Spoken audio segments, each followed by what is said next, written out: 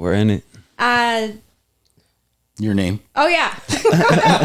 I am Mickey, and this is the Wandering Minds podcast, and... I am Mike, and today our special guest is Grove's Thesis. Groves? Groves. Like grove of trees. Like think of a grove of flowers, grove of trees. Grove's Thesis. Nice. Thesis, like thesis statement, like all my college grads out there. Yeah. But yeah, Grove's Thesis, that's Grove's the name. Thesis. Cool. I like that. That's actually really, really unique. I knew when you reached out to me and I read your name, I'm like, this guy's got some poetry. He's got some shit. That's and I have goal. listened to your music. I wanted to touch base on that, but I get a lot of deep soul, deep thought, poetry type of feel from your music. What genre? And I know a lot of the artists, they don't want to box themselves in any type. Sure. What do you consider yourself? One of those artists. Okay. Hey, shorty on. Damn. Ooh, I've been smoking, rolling dicey. Life misled me, guess I let it. Sometimes I sit and think about it. Usually I forget it. I try not to think about it too much. Life been cliche to me too much. People like answers though, and people like it's good to understand. It's good to kind of like be able to define yourself loosely, and that's something I'm willing to do. Okay. So what I do know is I'm focused on hip hop, alternative rock, poetic, acoustic, 808. Raw hip hop to just like something I could sing for your grandma, you know. Yeah. Like it's hard for me to explain the genre, but it's when I upload my music, I do hip hop and alternative rock. That's what I define it as. The goal though, for me and many artists, once you have an understanding of how many greats there are that have left behind music, like that is so purely like, i.e. hip hop or i.e. country, if that's what you're into, or jazz, like you can define, we kind of give those genres definition. But the way I perceive it is like I've been gifted so many of those, like I'm not so good with like remembering names of artists, I'm not gonna lie, but music in general, I've been inspired by a lot of different types of music. So my goal is to want to take that and just kind of create, not necessarily a new genre, but I'd like to think I like dabble. I walk fine lines between multiple ones. Yeah. And to be able to have that in my pocket is kind of a pretty cool skill. Absolutely. If you ask me. Yeah. Yeah.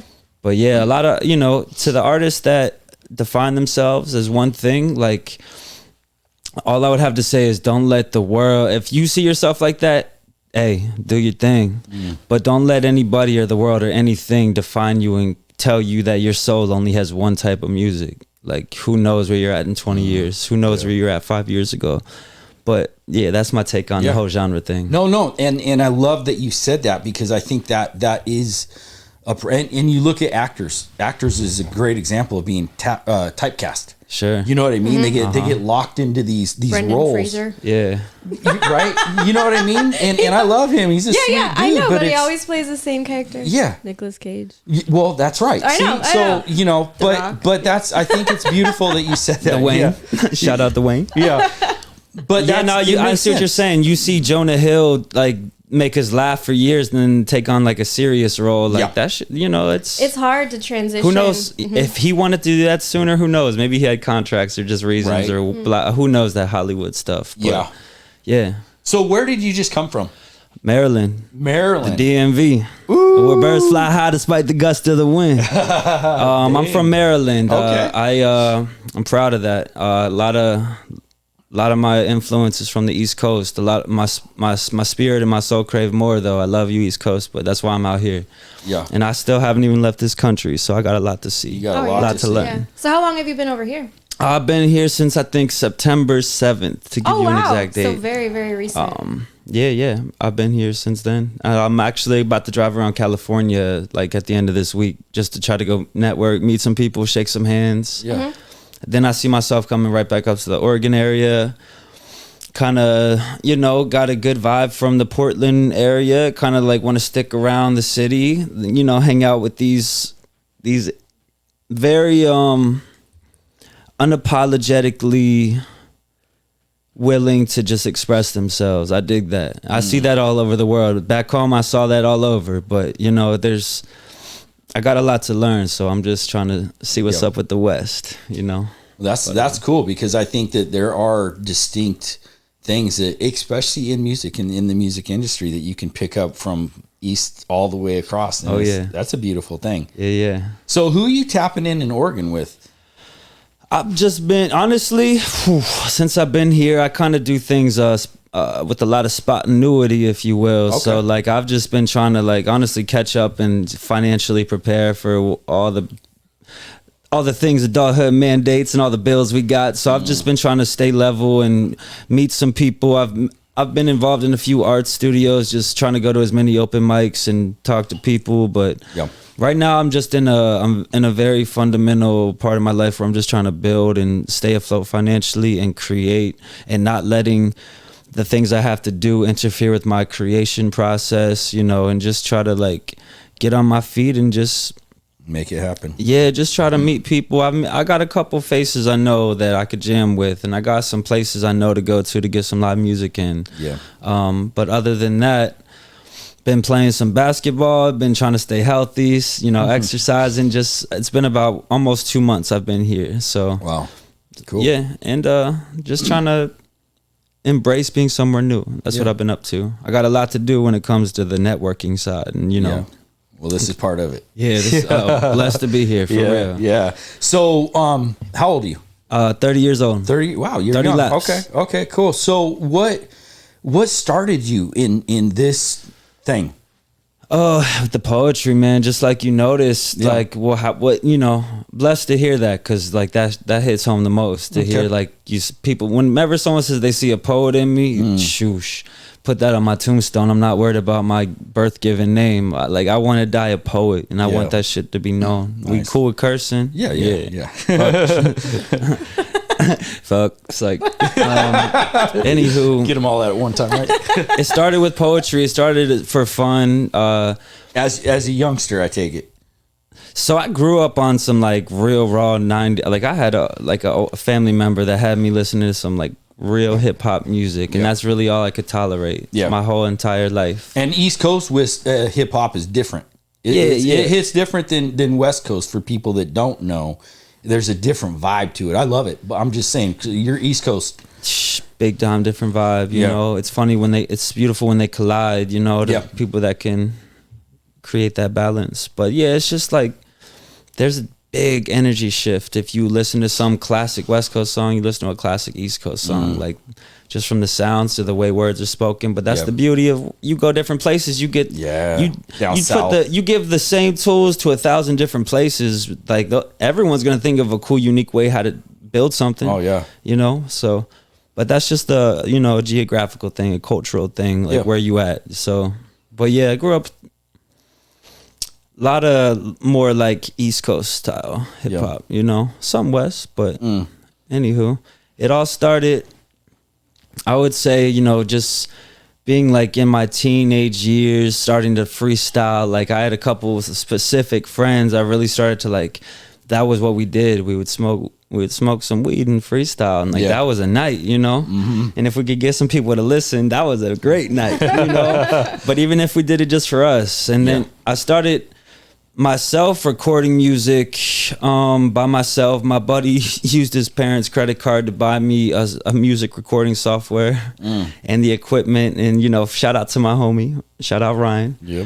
And I started to like dabble with engineering myself, recording my own music, and I got some songs under I'll leave those in the archives. There's some older works. You can, one day if you want to dig, you know, I'll provide a link then. But started recording myself back in like 2011. And just kind of didn't record for many years, but would consistently do open mics and just have great jam sessions with friends, and like really taking in some original, beautiful music. And it wasn't until maybe like 4 or 5 years ago I started really investing again and paying, you know, other people that specialize in recording and engineering, and like, you know, getting people involved that can piece the puzzle together with me. Because what I focused on was lyrics, and I consider myself a lyricist. So I started really realizing, hey, maybe I could make something happen with this. Maybe something cool could happen if you just put a little more time into it.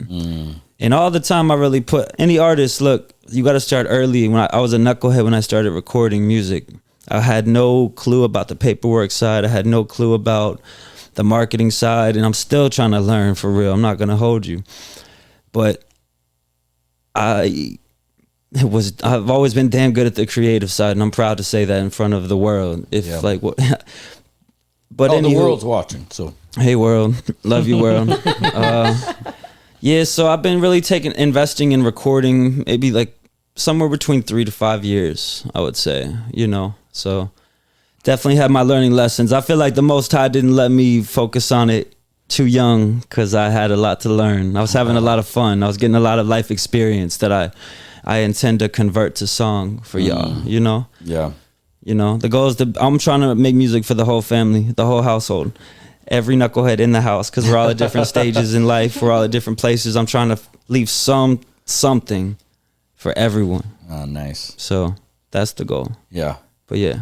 That's cool. So did you have parental influence, or was it just outside influence you think that had a lot to do with your artistic side? Elaborate on that, would you? Well, because some people are from, they have parents, like even just moms that just sing, dads that sing, people that are very into listening to music with their kids in the house, listening to albums, singing along with it. Did you have that? Sure. Or was it some of your, or most of your artistic influence from outside the house? Man, my love for music definitely started at home. So I found out, like, my Ma Dukes, she originally was a musician herself a little bit. She was in a band called, I believe, Black Wolf, when she was pregnant with her second child, maybe her first. It's a little fuzzy, but she was pregnant with her child and had to like leave the band life, and they went on to do some decent things, I think, but she was a backup vocalist, hitting harmonies, whatnot. And she played country music for me my whole life, which I appreciate, but I can't, I don't really listen to country music. I'm not gonna lie one bit. There's some country songs that I think are cool, I could listen to. If someone around me truly wants to hear some country, I'm like, all right, I'm not gonna be that sourpuss that's gonna be like, no. Yeah. And sometimes I have been that if I'm really not feeling some country. But my mom always had a love for music, always had some type of music going. I found out my mom put my oldest sister onto Tupac Shakur, gave her a cassette tape when my sister was like 11 years old. Yeah.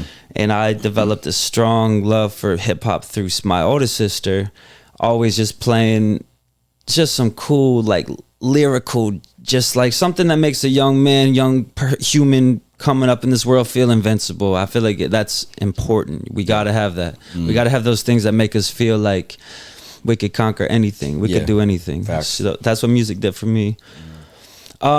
As far as like instruments and singing, I come from a family with like no musical background other than my mom being in a little band, but she wouldn't even talk about that too much. Okay. She wouldn't really open up about it. Never really sung in front of me. Maybe I could catch her like singing along to the radio, but yeah. So you captured this yourself. This was in your DNA. So when did you pick up a guitar? If it was within me, just gifted, like, man, I love you, universe, because I love music. There's not much else that can make me sit still or makes me feel quite as alive with like not a substance in my body. We forget that though, but I'm reminding myself now.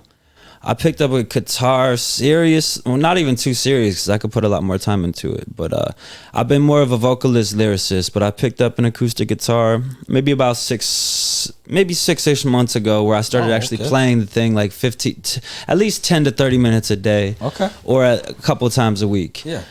It's something I'm picking up more and more because I just enjoy it, and I feel confident. I got a couple little melodies. I got my first song I made lyrically and on the guitar. It's called Birds and Roaches. I'll have that on all platforms under Grove's Thesis within the next, who knows, couple weeks. But Yeah, that's been the focal point even more than writing lyrics. I have not even been spending time writing. I've just been trying to play this guitar, challenging myself to go to open mics, play in front of people, get the mess ups out of me.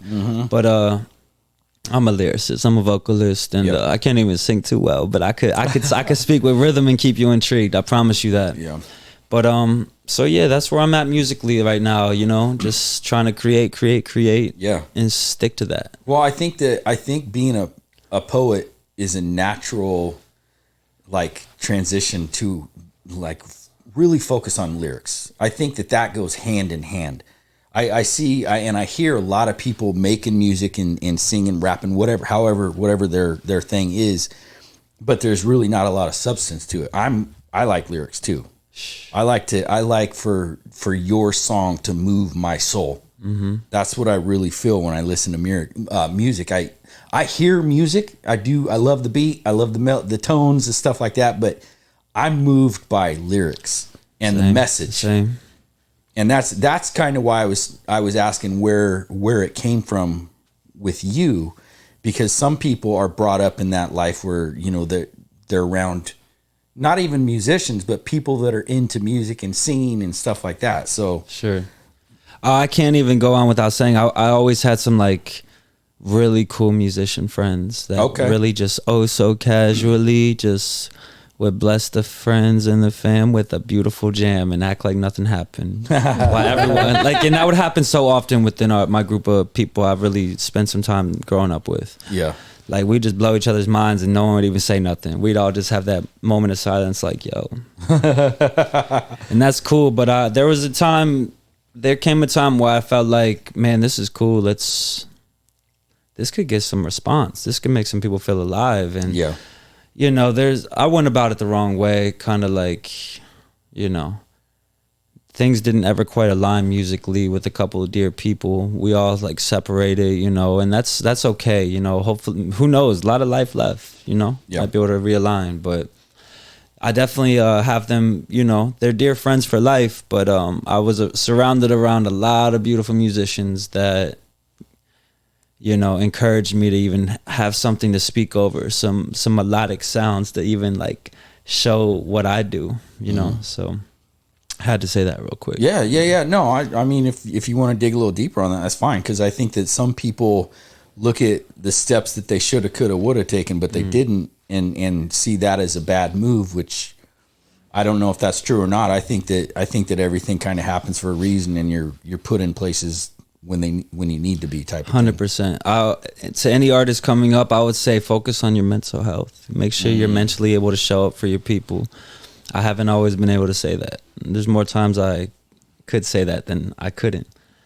But focus on you, and just focus on, like, if you got a group of people around you willing to like have some fun and try to, you know, put something together, show up for them. Show up for them consistently. Even when you're having bad days, good days, show up for them. Show up. If there's any one thing that I could teach, it's you got to be able to show up for what opportunities you even have. So yeah. Do you think that would you say that social anxiety plays into that? What do you mean by that? Well, some people, because you're talking about being there, taking the opportunities. Do you think that? And I don't know what that means. It could be all kinds of stuff. Sure. Depression, whatever. But have you had to fight social anxiety, public social anxiety? Have you had to push yourself out of your comfort zone to perform open mics and anything?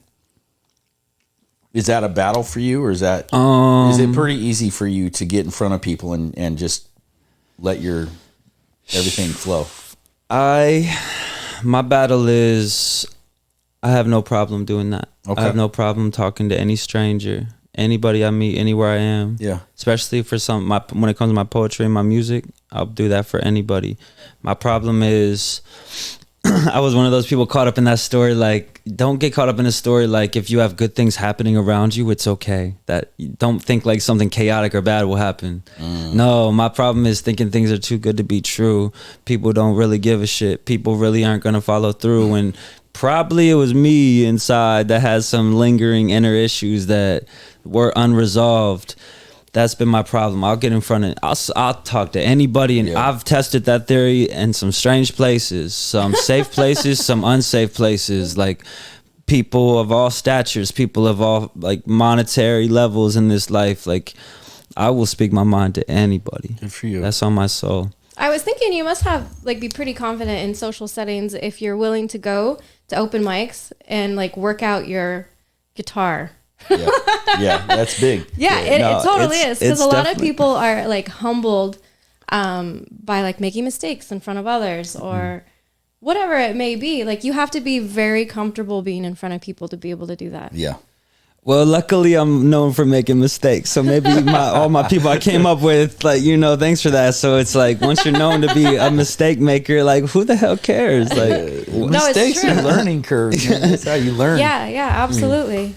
I agree. I concur. Yeah. Well, I think that for other people to see that, like, say if I was there and I saw that you're on stage and you don't like crumble at making a mistake, like, it adds confidence to the people watching you. Like, this person did it. That's good. Yeah. Right? It helps to build other people up unintentionally, maybe.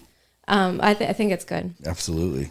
I too often ponder those ripple effects of just like, even look, if you want to find what you love, you just got to go do what you love, first of all, and go be in that surroundings, go be in those surroundings, go be in that environment. But also what it is so imperative, not only for you to show up for you, but when you show up as your authentic self in whatever level you're at, if you have something you want to do and you're at, it's worth being bad at. Yeah. It's worth going out and showing people, like, and plus having, like you said, having confidence to just keep something flowing along after you just messed up. Like, that's a gift. You're giving that to other people. Who knows? Yeah, like, I'll bring up Tupac again. He once said, like, he may not change the world, but he'll damn sure spark the mind of someone that will. Yeah. It's a great example. You know, it kind of stems, I'd say so. Yeah, no, But, I see the connection. I think that's one of the coolest parts. You know, I encourage people to go out and do things they love. Like, for real, that's something I genuinely believe I'm here to do. Yeah. To remind us all of our infinite possibilities. I think that's some Walt Whitman shit right there. I think that's Walt. But yeah, like, just to make mistakes in public and just eat it. There's something like, there's some, like, something in us that when we see that, it's so intriguing and so cool, because we all have that deep-seated level of, what are people thinking of me? I don't care who you are. Come hey, if you think you don't, come holler at me, find me, please. I want to meet you. For real, I would love to meet you. I'll listen, I swear.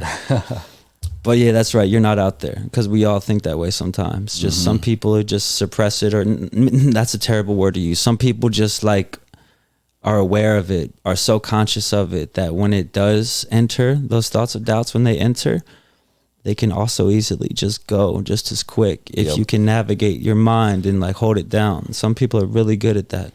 And I look up to y'all. But yeah. Well, you did point something out that I actually hear quite often on this podcast, even, is that self-doubt, that too good to be true, right? Where people are afraid, in a sense, because they think that this is too good to be true for them. That's the sad part. I believe everybody's got potential for absolute greatness, and it's really unfortunate when people look at themselves in doubt because things are going good. That's hurtful, that to the world. On that note, I think it almost can, like, there's some level of, like, militant mind training, like, you could use thinking like that to your advantage. All right, bad shit happens all the time, randomly, just like that. Random bad things to good people, whatever you look at it like that. Bad things happen all the time, and we all think about that shit. But instead of obsessing over it, if you have the mental fortitude for it, you can use it in your favor and just be twice as prepared. Not obsess over something that could potentially go bad really quick, but you could literally just have that be a part of the vision. And it's hard to explain this fine line I walk with my thinking sometimes. It's, if you can take what could happen and use it to your favor, if you can find a way to, you know, formulate a plot to do that, I think it could be beneficial. But once again, don't obsess over what's bad, because a lot of, it's just like we're all gonna die. Don't sit and think about dying. You won't be living. Yeah. But yeah, that's kind of like, if you can use that to your favor, that's a good tool to have. But yeah. That makes a lot of sense to me. It does. But it also goes back to what we were just talking about also, where you can you learn to accept those blunders and just let it flow. Right? Mm-hmm. Because if you don't obsess over things that are going to happen necessarily, but you prepare for them mentally so that when they do happen, you can roll with the punches and go with it. Mm-hmm. And that could be unseen. Sometimes if you roll with the punches so well, people don't actually know that you may have fucked up. Mm-hmm. Well said. Right? Well said. Well said. That's those are the true leaders. I mean, we all have that ability in us. Every one of us has the potential to becoming a leader. Now, what you're gonna lead is up to you, but we all could be. Maybe not. Maybe some people would argue that some people are meant to lead, some people are meant to follow, some people are meant to handle the responsibilities for others to lead. I don't know. We could take that 1,000 places. Yeah. But I truly believe we could all lead in something, and we all have an inner duty to find that something we do lead in. Because no one's just a forever boss. Like, no matter what you are, we all have hats we have to wear. Mm-hmm. It's not always just one thing. So the more things you are, I think is cool. I think that's why they say geniuses they do 1,000 things decently well, but they have that one thing they're really good at. So you can take what you want from that, but go out there and like be bad at things. You'll find what you can lead at on the way, for real. Yeah. Well, and finding the things that like you can like tolerate in yourself, but being bad at because you enjoy doing it, like to grow. Does that make sense? For sure. Yeah. Right? If you don't try those things, then you'll never know. Well, and just getting the experience of doing shit. Mm-hmm. Just living. Like you said earlier, if you're afraid to live, you're not actually living. Yeah. Right. If you live to live, then you fuck up. But at least it was, at least I lived. More often than not, I'm appreciative of life because I feel like I've had the fun of 10 men before I was 25. I've really been blessed with some cool, genuine experiences. So what can I do with that now? I can sit and think, oh, I've had enough fun. Fuck it. I'll just fucking go, blah, blah, blah. I'll just do whatever. I've already had enough. And I was convincing myself of that by speaking that into reality. Oh, I've already had the fun of 10 men. I can take it easy. I lost a few years thinking like that. It's not good. Like I could have 20 times as more fun. I have a long life ahead of me, just like we all do, if we believe it. The power of thinking. I really believe something I believe in. I want to die young at an old age, and I got that. I like that. I got that from like a Les Brown motivational video on YouTube. I don't know if that's his quote. I think he might have been quoting someone, but. Somebody said it. Yeah, someone said it. My bad, bro. Words to live by, though. We gonna get you your royalties if it comes down to it. I promise. I know what it's like to not get them. Yeah. But yeah, so speaking of some of those experiences you had when you were having the fun of 10 men, are there any of them that like come to mind that you feel like you learned the most lessons from that you want to share? Man, there's nothing but lessons. I've been slowing down, really trying to reflect on all that I've learned, that life is, I've gotten myself into a situation where I must relearn things. And that's going to happen nonstop until you truly learn whatever lesson you need to learn. I've learned not to chase bliss. Euphoria is a hell of a drug, but it's like not good. We need balance. I've learned to I've been a man with options many times in my life, and if you're lucky to have options in whatever area of life you want to take that in, like that's something to, oh my gosh, be appreciative of that. Some people don't get options. Some people get one thing and they gotta. We could go 1,000 places with that too. But I've learned to really take my time to think about what's going on around me and what's best for me, and not just be a people pleaser, and not just like seek like, something that's a temporary satisfaction that feels good for me in the moment, but tomorrow I'm going to be pissed. I did or said blah blah blah, or I drank too much or whatever. So don't chase too much bliss. It's okay to have peace and quiet. I've earned a lot of gray hairs. I party, dude. I partied, man. I was chasing bliss for over any hill someone said it was behind. So like I would say slow down, appreciate every single day. I would say don't, like, for example, if you got something cool you're about to do on Saturday, don't be sitting wishing it's Saturday every day. Don't let it be Tuesday you're sitting and wishing it was Saturday. Appreciate your Tuesday. Yeah. Today's Tuesday too, right? Oh, that was spot on. I freestyled that too, people. Hey, Gross Thesis music, check me out. But yeah, I would say those are some powerful ones. Appreciate people that love you. Appreciate people that love you. Show up for them. Show up for the people that love you. I would say let everyone get their chance. That's another good one. Let people get a chance. What does that mean? Like I talked, like I used to be that dude, just loud as shit, just talking too much, just like always putting my opinion out before like hearing everyone else's. Don't do that. Always having the answer. You mean like thinking you had the answer? Luckily, I don't care what no one says. I'll be the first and last to say I'm a knucklehead. And if you tell me, I might argue you for a second, but I'll let you know I know I'm the knucklehead. But I don't think I always had the answer, but I think I always thought I guess no, that makes sense. I thought I had a good answer. I wouldn't say the answer. I guess I always thought I had a good thing to say, and that what I had to say like could convince the full room. Yeah. But nah, like don't just. Well, there's a quote, and I don't know who said it, but somebody said it. Hey, that's we'll figure it out. The quote is once you think you have the answer, you stop listening. Right? So I think that's I don't know if that's where you were going with that, but I think that is a lot of people is they're not listeners. They're talkers. That's a good one. And I'm the same way. When somebody, even Mickey, could be telling me something, and I'm already fucking figuring out the answer. You know what? I'm a fixer, and you got to tell me. No, I need a listener right now, because as soon as you think you have the answer, you stop actually listening. Yeah, I got a bunch of ex-girlfriends that fortunately are not here to tell you how good I am at that. Anywho, do you have a favorite song that you have written? That like my work. Your own favorite song. Yeah. I was gonna say I gotta pick a song in this world. There's so many good songs. No, one of yours that like. Shoot. I think my most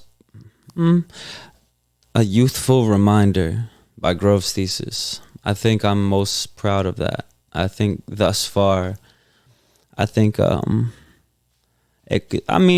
back, there's always something I wish I could tighten up, or like a couple words I wish I could change. But yeah, I think that my song A Youthful Reminder, I think if I had to perform one song as of now, I think it might be that. Was there inspiration behind that? Yeah, just like finding the balance between like joy and pain. Okay. Just not becoming cynical. I was like in my mid-20s when I wrote this song, like at a very good cusping point where I noticed a lot of my friends like, falling off or having families or like committing to a certain life or like realize like not taking control of their life, and me, I know I'm a knucklehead, but I've also been the dreamer. Like I've always been the dreamer, and to be able to wear those pants, like I just wrote that song to remind us it doesn't matter what age you're at, wherever you're at in life. Don't let this world make you bitter and cold and cynical and feeling old, because like you said, he who is 18 or 80, the day you stop learning is the day you kind of die. The day you're not willing to learn is the day life becomes bleak. Yeah. But yeah, what were we saying? Oh, I asked about a song, and I asked about the motivation behind the song. Got you. Yeah, youthful inspiration. Yeah, like a fine line between like realizing the heaven and hells of this realm, and kind of how perception can trick you into think which one you're living in. So careful what.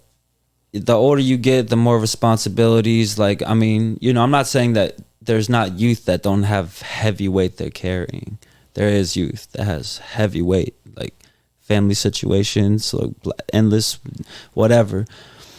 But this song was more for people that are getting at that age, like 25 and up, where you're just getting out of college, or you've been out of high school for like 6-7 years, and you've been working at Kinko's the whole time, and you know you're not chasing anything, you're not dreaming. Some people are okay with that, and they're truly happier than I've ever been in my life. I'm not talking shit.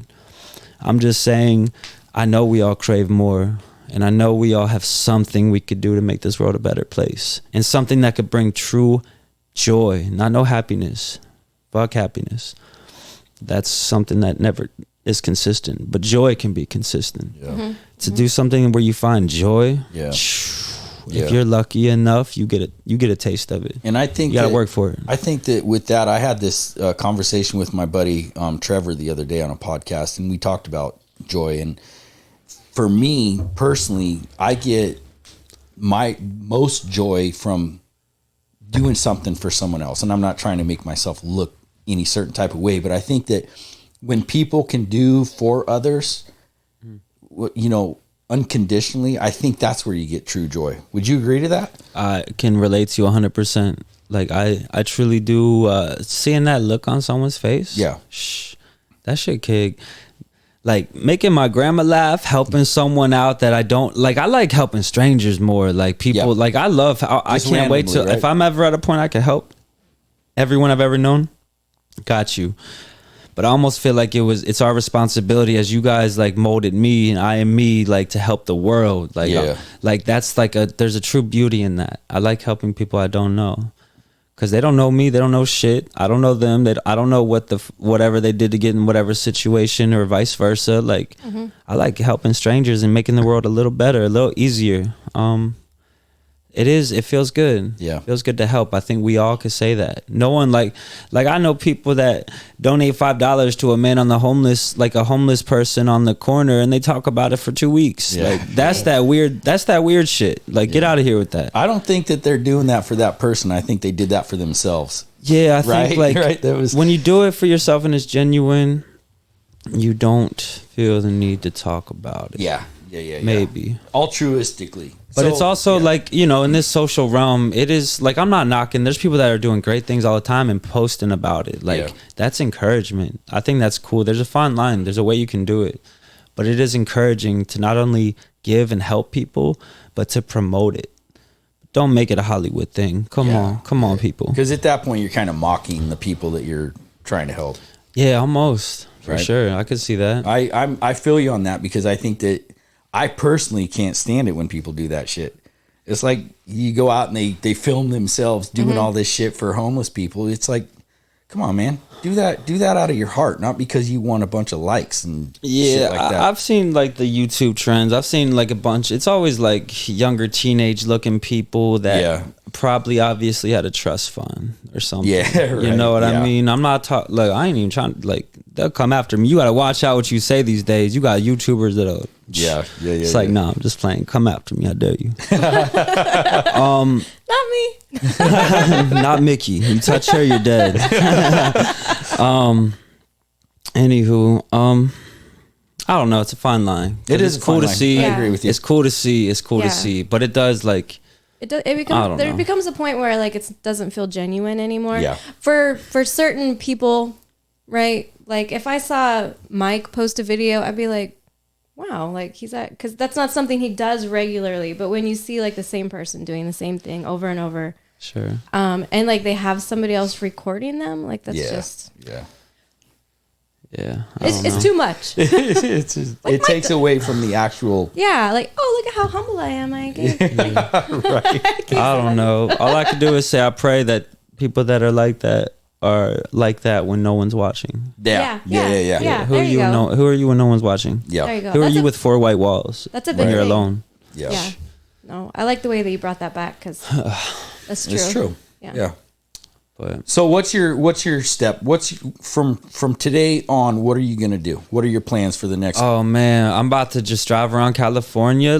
Quite so you're literally. going straight from Oregon to California. Yeah, I'm waiting Where to- did you come from to get here today? Oh, I came from I was at the apartment in Hillsboro, Oregon. So you were in Hillsboro? Yeah, I Okay, was in cool. Hillsboro. It was about a 2-hour drive. No, I appreciate Yeah. you taking the time to Yeah, I wear didn't my realize bottle, I'm a man. knucklehead. I didn't even ask where you guys were located. Oh, I just saw my bro. I just saw my bro on here, and like I hit him up, and then I hit you guys Who was up. that?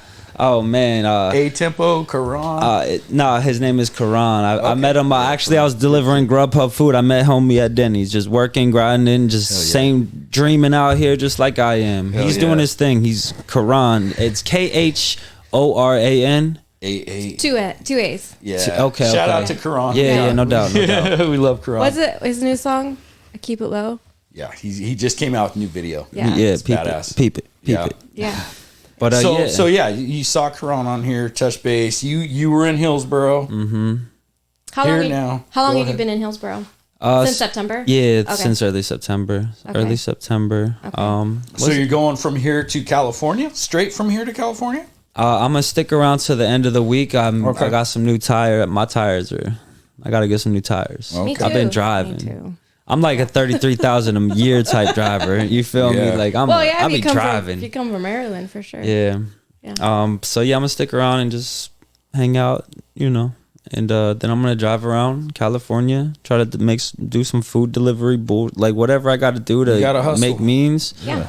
I'm trying to keep life legit. I'm trying to keep things honest, trying to, be genuine and just follow my heart and just go meet some people. All that feels right is for me to go shake hands and create right now. I'm trying to manifest a team. I'm trying to really make some things happen. I know what sides I'm good at. I know what things I'm bad at. So I'm trying to go shake the hands and join forces with some people that could pick up where I slack and vice versa. I'll pick up slack where I can. Like that's the goal. Nothing can be done alone. Yeah. Damn, I had some pride for years, bro. Think you could do things on your own. Think you don't need nobody. Don't be like that. Don't do it. You'll end up looking like the fool. What part of California are you going to? I mean, you're going to a bunch of different areas, I'm assuming. Yeah, but- I'm definitely gonna go to like Santa Cruz, San Jose. I'm trying to go see some redwood trees. I'm a bit nature saved my life later on in my early 20s. I found a love for the outdoors, and Nice. so I got some sights I want to see in California. But I'm trying to go to like the big city areas and just like where music is popping, Yeah. and just go meet some people. That's it. So I'm gonna do the LA thing. I'm gonna do the anywhere I can. I'm gonna actually buy an old school map and like fucking get a There pen you and go. just Oh, fucking yeah. be like, Hell yeah. Throw a dart. yeah, straight up. You should go check out Arizona. Been there several times. Big Okay.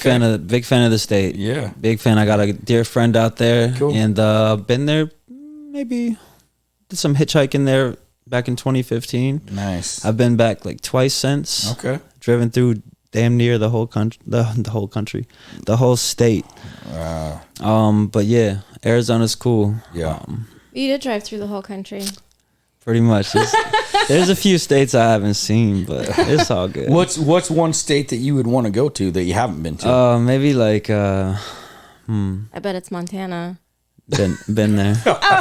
Everybody wants to go to Montana. Hey, you probably drove right through Montana. Maybe Yeah, probably, Maine. Maybe probably. Maine. I want Maine? to go see. Okay. I want to go see the coast up there and Okay. just like I haven't really gone much past. I've been to New York City, but I haven't been any higher than that on the East Coast. Have you gone down to New Orleans in that area at all? Have you Driven ever- through it, yeah. Driven through. What it. do you think of the music down there? I know they got some unique like rock and roll vibe. They got hip. They got everything you They need. got down there. everything. They got They everything you definitely need got everything. everywhere. Yeah.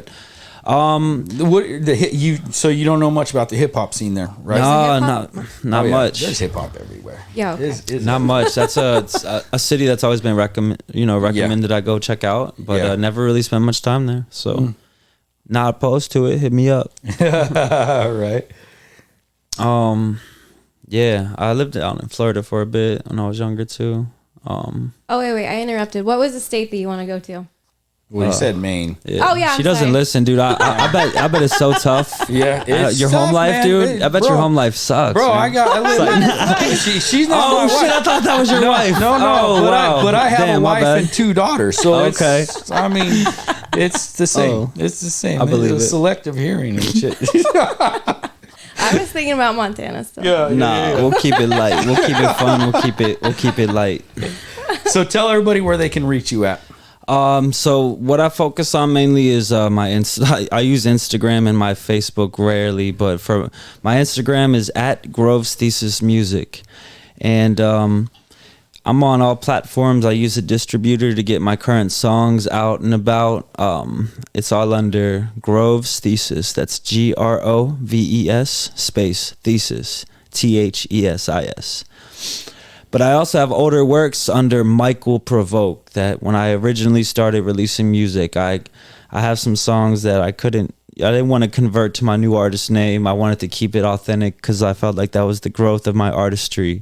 I look back, it really all started as Provoke the Hope. That's what it all started at. That's like where like I started sharing the poetry videos and all that. But I've changed my name a few times, so I got some organizing to do.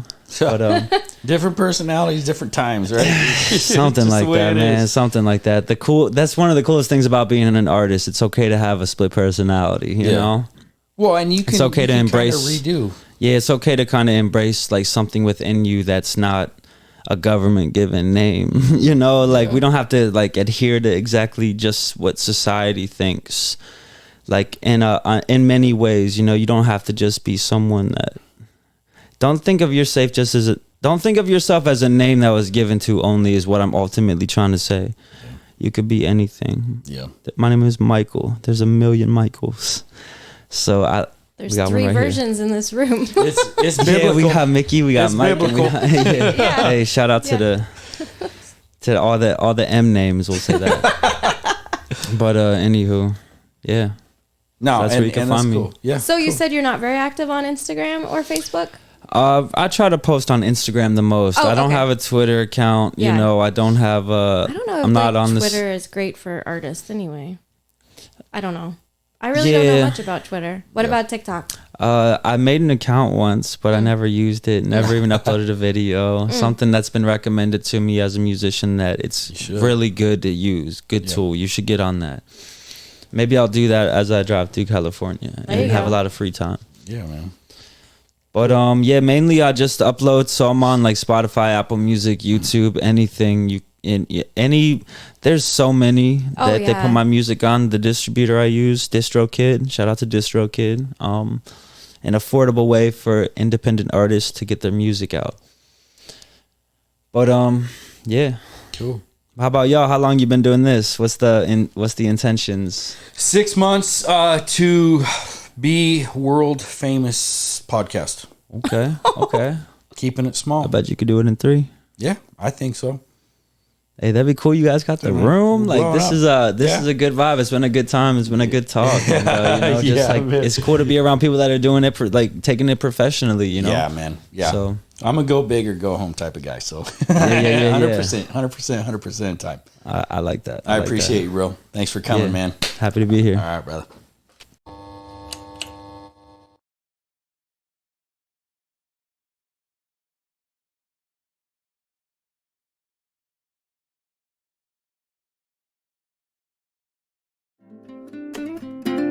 Hey, shorty on. Damn. Ooh, I've been smoking, rolling dicey. Life misled me, guess I let it. Sometimes I sit and think about it. Usually I forget it. I try not to think about it too much. Life been cliche to me too much.